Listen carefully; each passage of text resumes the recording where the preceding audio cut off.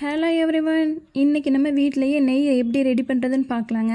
அதுக்கு நான் 2 ஐஸ்கிரீம் பவுல் நிறையா பால் ஆடை எடுத்து வச்சுருக்கேன். இப்போ நான் ஒரு மிக்ஸி ஜார் எடுத்துக்கிறேன். பெரிய ஜார் தான் எடுத்திருக்கேன். அதில் 1/2 மடங்கு பால் ஆடை சேர்த்துக்கலாம். நம்ம ஜாருக்கு தகுந்த மாதிரி தண்ணி ஆட் பண்ணிக்கலாங்க. இப்போ இதை நம்ம கிரைண்ட் பண்ணோம் அப்படின்னா வாட்டர் தனியாகவும் பட்டர் தனியாகவும் பிரிஞ்சு வந்துடுவோங்க. இப்போ நான் பாலாடையை ஃப்ரீசரில் வச்சுருந்தேன். அதனால் நான் வார்ம் வாட்டர் தான் ஆட் பண்ணேங்க. சப்போஸ் நீங்கள் ஃப்ரிட்ஜில் வச்சுருந்தீங்க அப்படின்னா தண்ணி கொஞ்சம் கூலாக இருக்கணும்.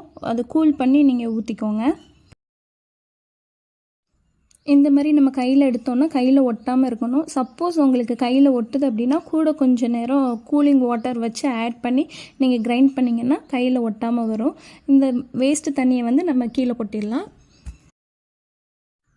இந்த மாதிரி நான் எல்லாத்தையும் கிரைண்ட் பண்ணி எடுத்துட்டேங்க. தண்ணி இருந்தது அப்படின்னா நல்லா ஃபில்ட்ரு பண்ணிக்கோங்க. தண்ணி இல்லாமல் இருக்கணும். அதை அப்படியே நம்ம அடுப்பில் வச்சுக்கலாம். ஃபஸ்ட்டு நம்ம அந்த பட்டர் நல்லா உருகிற வரைக்கும் ஹை ஃப்ளேம் வச்சுருங்க. நல்லா பொங்கும். உருகி நல்லா பொங்குனதுக்கப்புறம் லோ ஃப்ளேம் போட்டுருங்க.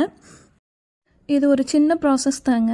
நிறைய பேருக்கு இது தெரியாமல் இருக்கலாம். எனக்கே தெரியாமல் தான் இருந்தது. நான் இருக்கிற ஏரியாவில் பார்த்திங்கன்னா பால் பியூர் பாலாக இருக்கும். தண்ணியே ஆட் பண்ண மாட்டாங்க. அப்படி காய்ச்சினதுக்கப்புறம் எல்லோ கலரில் ஆடை இருக்கும். மேலே நிறைய வேஸ்ட் பண்ணேன். அப்புறம் என்னோடய ஃப்ரெண்டு தான் சொன்னாங்க இதிலேருந்து நெய் எடுக்கலாம் அப்படின்னு சொல்லிட்டு எனக்கு ஒரு 3 ப்ராசஸ் சொல்லி கொடுத்தாங்க. மத்து வச்சு கடையிறது, அப்புறம் பாட்டிலில் ஊற்றி ஷேக் பண்ணுறது, அப்புறம் மிக்ஸி ஜாரில் போட்டு பண்ணுறது. எனக்கு மிக்ஸி ஜாரில் போட்டு பண்ணுறது ஈஸியான ப்ராசஸாக இருந்தது.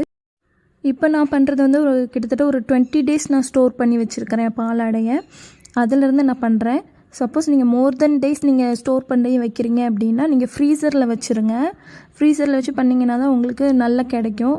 நீங்கள் ஃப்ரிட்ஜில் வச்சிங்கன்னா ஒரு சில நேரம் கெட்டு போகிறதுக்கு சான்ஸ் இருக்குது. அதனால் நீங்கள் இந்த மாதிரி பண்ணுங்கள். இப்போ நெய் தனியாக பிரிஞ்சு வந்துருச்சு. இப்போ இதில் நீங்கள் கருவேப்பிலை இல்லாட்டினா முருங்கைக்கீரை 2ல் ஏதாவது இருந்ததுன்னா போடலாம். வீட்டில் கருவேப்பிலை இருந்தது, நான் போட்டிருக்கிறேன். இப்போ நல்ல கமக்கும் வீட்டு நெய் எனக்கு தயாராகி விட்டது. ஓகே, இந்த வீடியோ உங்களுக்கு பிடிச்சதுன்னா லைக் பண்ணுங்கள், ஷேர் பண்ணுங்கள், மறக்காமல் சப்ஸ்கிரைப் பண்ணுங்கள். தேங்க்யூ.